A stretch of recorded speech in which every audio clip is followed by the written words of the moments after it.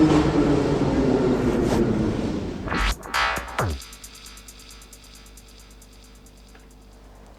day and welcome to Live. I'm Sergey Alushkin, and today we are continuing our marathon related to the topic threat of the cultural values in the zone of war conflicts. And I am glad to introduce Professor James Armstead. He's a Fulbright visiting professor at the National University Odessa Law Academy. So, Mr. Armstead, good day. Good day, Sergey. Nice to be with you. So, today we are talking about war conflict, but not in the political matters. And we are trying to discuss what is the threat to the cultural values, some artifacts, masterpieces, everything that can be found and destroyed by both forces, military, like from Ukrainian side, Russian side, and what can do society to prevent destruction of culture and to prosecute those who are guilty for that? Well, you asked a very complex question, what society can do. Let me say this. There are two of responsibility, protection of cultural property, that I think your question focuses on. The first is the International Organization of the Blue Shield, which is a non-governmental organization that focuses on the protection of cultural property during wartime, but also in matters of disaster. The second part of your question, where would we prosecute or how would we handle those people who are charged with violations of the law of armed conflict regarding the protection of cultural property? That would be the International Criminal, the ICC in The Hague. This is where all war crimes are tried. There's universal jurisdiction. So if a war crime is committed anywhere on the planet, this is the place where there is universal jurisdiction to try those who are accused. And I have known that you have been actually working on some of the cases like the conflict in the Middle East, and there are some successes to find some lost artifacts. Well, that's correct. The United States was very seriously involved in the attempt to recover some of the stolen artifacts and, of course, to find out the people responsible when the National Museum of Iraq made it. So shortly after the museum was, and I think there were people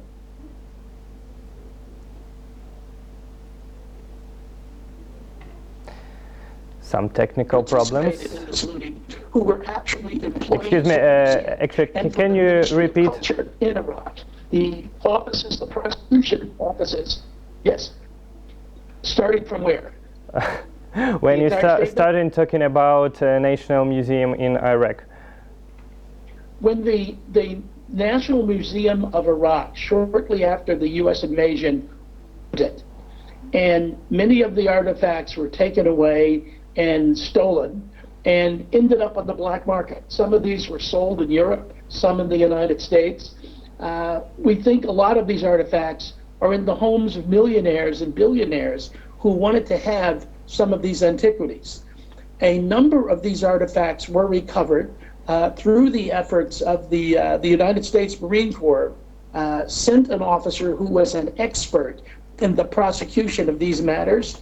It was a colonel, a reserve colonel, who also happened to be a prosecutor in the Arts and Frauds Division of the local prosecution office in New York City. Expert on misuse and the sale of arts and antiquities, and of course knew a great deal about this. And who was responsible for such black market trades? Well, there were a number of people responsible. There were, of course, private Iraqi citizens who were just, because of the political violence, they took advantage of the situation. There were also people who worked in the museum itself who were in collusion with some of these people because they knew where the good stuff was. During the investigation, one of the things that was very obvious is that there were a number of artifacts taken that were right next to, in boxes and in safes and in storages, right next to things that were not very valuable at all. The valuable ones were taken, the ones that were not so valuable were left. So clearly this indicated there was some in deciding what to steal and what to leave. So somebody should actually evaluate the cost of the artifact. So the most obvious suspects will be the workers of the museum. Yes, some of the people who work there. So we're involved in this and responsible. And of course, the organized crime had something to do with this, because you had not only steal the artifact after breaking into the museum, but you have to be able to get these things out of Iraq. You know, how do you get them to Europe? Now, some, believe it or not, showed up at auction houses in Europe and were later identified. And the auction houses, Sotheby's, for example, were all very good about identifying where they got these things from and letting the authorities, Interpol, for example, know that they had things that were not accounted for, or that appropriate provenance was not had, so that it couldn't be demonstrated how the owner came into possession and what the history was. And what about punishment and some prosecutions that have concluded? There were people prosecuted in Europe, in a number of countries, in France and England and the United States, and of course Iraq. There were some Iraqis who were caught either with the materials or we believe had been responsible for the transportation of materials, and there were some prosecutions. I'm sorry to say we did not recover all of the artifacts. There are many that are still missing, although a great deal was recovered because we moved in rather quickly to try to repatriate those things that had been taken from the country and to recover those things that were still in the country. So when we're recovered, I'd say 20 to 30% we think have been recovered, but there's still a lot of things that are out there. So there are actually cases going on trying to recover those artifacts. Yes, the investigation goes on. The investigation goes on. And where are the recovered artifacts are stored now? Well, most of the artifacts that have been recovered have been returned to the Iraqi government. And there are storage facilities which have been set up that are secure so that Iraq will have these in their national treasury. They are not back in the Iraqi museum, which, as I understand it, it's not completely open yet because much of the building was damaged and a great deal of reconstruction has to go on. But most of the recovered artifacts are back with the Iraqi government. Will it be more rational to store some artifacts somewhere in the safe zone, very far away from the war conflicts, like some international museum in Europe or United States? Well, you bring up a very good question in terms of how to deal with these things. And if there's time, I would like to say something about the International Committee of the Blue Shield. This is an international organization which was set up at the end of World War II. And it is in response to the Hague Convention of 1954 for the protection of cultural property and other conventions, including the Second Protocol to the Hague Convention of 1999, which provides funds for some of the non-governmental organizations that are involved. The International Committee of the Blue Shield, very much like the Red Cross, protects people and humanitarian interests. The International Organization of the Blue Shield protects cultural property, archives, and monuments. And it consists of 5 non-governmental organizations that were already in existence. The first is the ICA, or International Council of Archives. The second is the ICOM, the International Council of Museums, which goes to the question you asked directly. The third is the International Federation of Library Associations and Institutions. The fourth is ICOMIX, the International Council of Monuments and Sites, and the fifth is the Coordinating Council of Audiovisual Archives Associations. Now, I mentioned those 5 organizations because of one reason. These organizations have the experts who not only can tell you what sort of items ought to be protected under the conventions and the treaties that we have protecting property, but they can also provide the expertise to help you recover these items if they are missing. They can help you repair or restore them if they are damaged in wartime. And as I mentioned earlier, these organizations are also interested in natural disasters, if there are floods, if there are fires, if there are storms, because of course, libraries and museums are buildings, and they are subject to all kinds of damage, whether it's wartime or peacetime, and we have to protect these artifacts. The definition generally, and we haven't talked about that, but the definition generally of a culturally item is something that is important to the history, traditions, or spiritual life of a people. That what is it that allows you to become a people, to identify yourself as an ethnic or a national group, and that may be a church, a famous book, for example, the Book of Kelvin, or runic stones in the North countries. It may be a particular site, such as the birthplace of Bogdan Kamenetsky in Ukraine. So it may be a number of things, and it takes different experts to be able to identify these items and to tell you how to protect them, even in normal times. So should the church building, can it be changed a little bit because of damage from storms? We need to change the roof of the building, but we may not want a completely modern roof. To make sure we protect the cultural artifact, you may have to repair it in the same fashion in which it was built.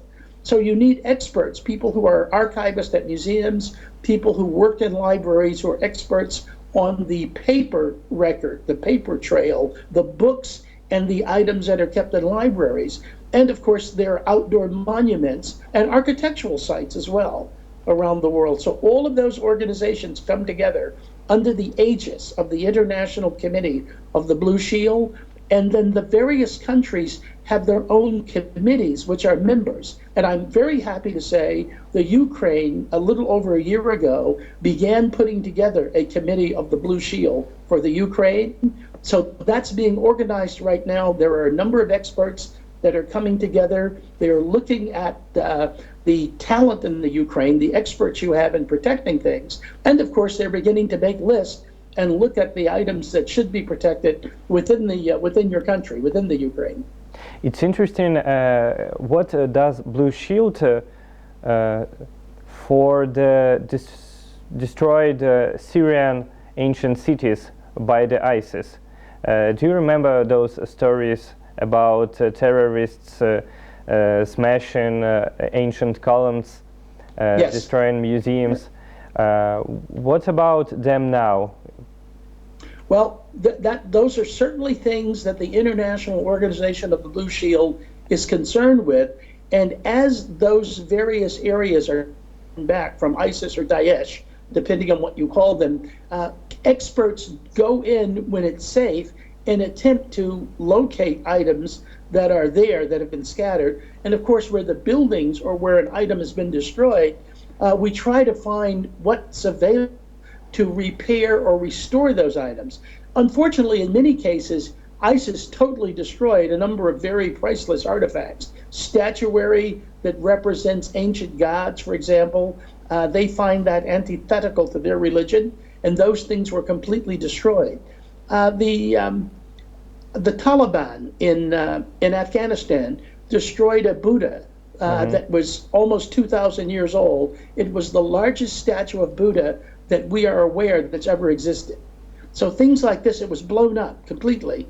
So there are things that are lost for all time because the world has not been as active as it should be in trying to protect those items. So the better security, considering those items, can provide their safety. And such organizations as Blue Shield are working on it. Yes, And this is just like protecting your home from a fire. It's always better to have an organization that's robust and strong that protects something before it's damaged, rather than having the insurance to say, try to fix after it.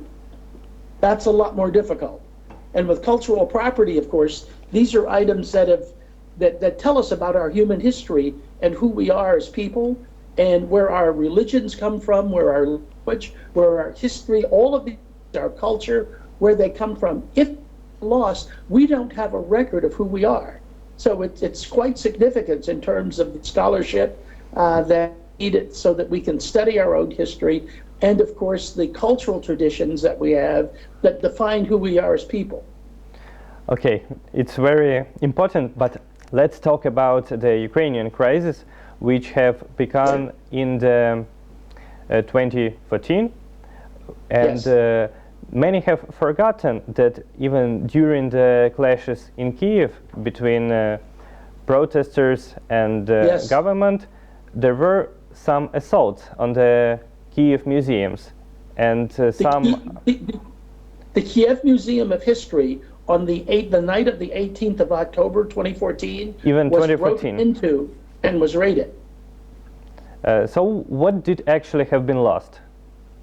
Well, there were a number of artifacts, books, statuary, and priceless items of Ukrainian history that were taken. And this had nothing to do with the political unrest. That was used as a cover by groups of what we assume are organized criminals who knew that these are the things they wanted to steal. They used the political unrest because the police and the officials were looking the other way. They were busy worried about other things. And of course, they took advantage of this situation. So a great deal has been done, a great harm has been done to the Ukraine in terms of the items that were lost in Ukrainian history. And of course, the Ukraine is looking. Your police are looking. I believe they have recovered a few of the items, but most of those things have actually gone unrecovered. So that's an ongoing investigation. But are there any cases, investigations, or some attempts to trace those lost items? Yes, there are investigations that are going on, and a few have been recovered, but most unfortunately have not. But where? And I assume, it's not an expert opinion, but I assume many of those items are out of the country. Already out of the country? Yes, they were taken out of the country, they were sold, or people are hiding them. Maybe in Russia? Perhaps, I don't know, but you'll have to ask the Russians.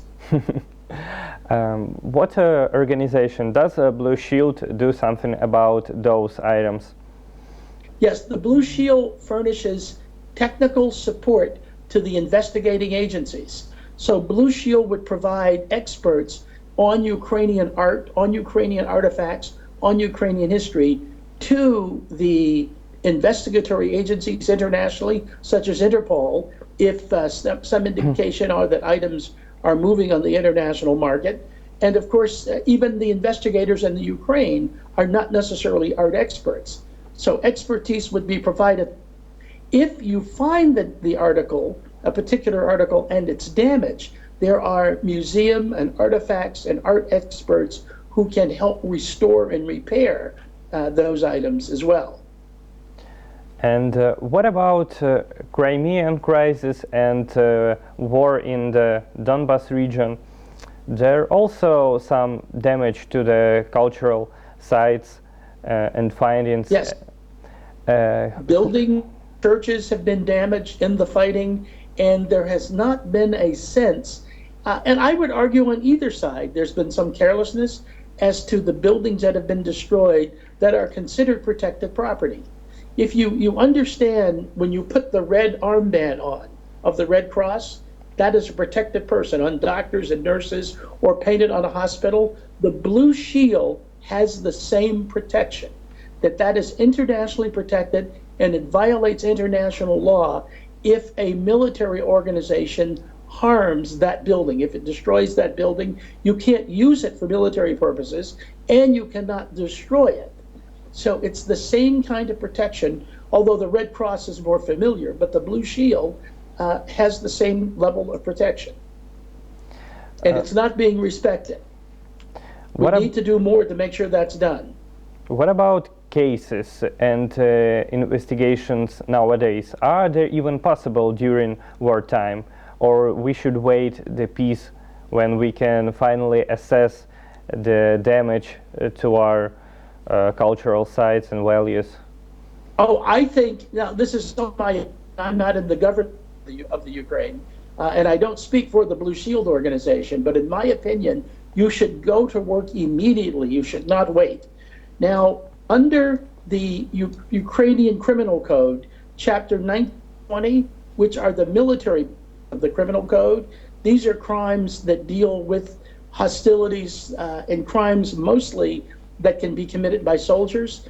There are provisions that prohibit the wanton and needless destruction of any property that's not part of military necessity, and also particular focus on cultural property. So the Ukrainian law provides for the prosecution of people destroying cultural property during wartime, or peacetime for that matter. So that's already in the Ukrainian law. That can be used against your own soldiers if there's a violation. International law will allow for the prosecution of any foreign soldier. So for example, a captured Russian who was involved in the destruction of a church, of an artifact, of an artwork that rises to the level of an international war crime, that person could be charged at the ICC. Now, right now, the ICC, the Ukraine, although it signed the ICC treaty, the Treaty of Rome, it has not been ratified, and your constitutional courts have found that there are some provisions with provisions in the ICC treaty which conflict with Ukrainian law, and there is a 3-year moratorium on the enforcement of the ICC. But many, in fact, most of the provisions of the ICC treaty have been actually adopted in chapters 19 and 20 and other provisions of Ukrainian law. So the prosecutions under your domestic law for violations are still possible. Is there any hope to recover some pictures by Ayvazovsky from Crimea that were stolen into the Moscow? Well, I think there would be some attempt to recover. Now, probably when the conflict is over, there should be a formal request by the Ukrainian government to the Russian government for the items that were taken. And where we know, if not the people involved, we know what units were involved, then those units should be forced up investigations, tell us who took the items, and those items should be returned. So that should be part of your peace negotiations when the conflict is over. Does the Russian side can cover behind statements that they were trying to evacuate those treasuries? And well, there's some possibility. I do not want to say that when a person in good faith says they were trying to follow the law and do something, I wouldn't say categorically that that's not true.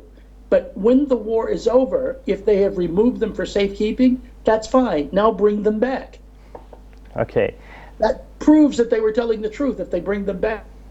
Mm-hmm. But is there any difference who will be controller of Crimea even in the end of the war? Well, I certainly hope that the Crimea is properly returned to the Ukraine, where it should be. And the Russians signed a treaty in 1994, the Treaty of Budapest, the Budapest Memorandum. The Russian, the Ukrainians, the United States, France, and Great Britain guaranteeing the borders of the Ukraine if the Ukraine gave up its nuclear weapons. And the Russians agreed to the borders as they existed at the time. So in my opinion, Russia has violated that treaty. And it's a very specific treaty that they were part of the negotiations and settled.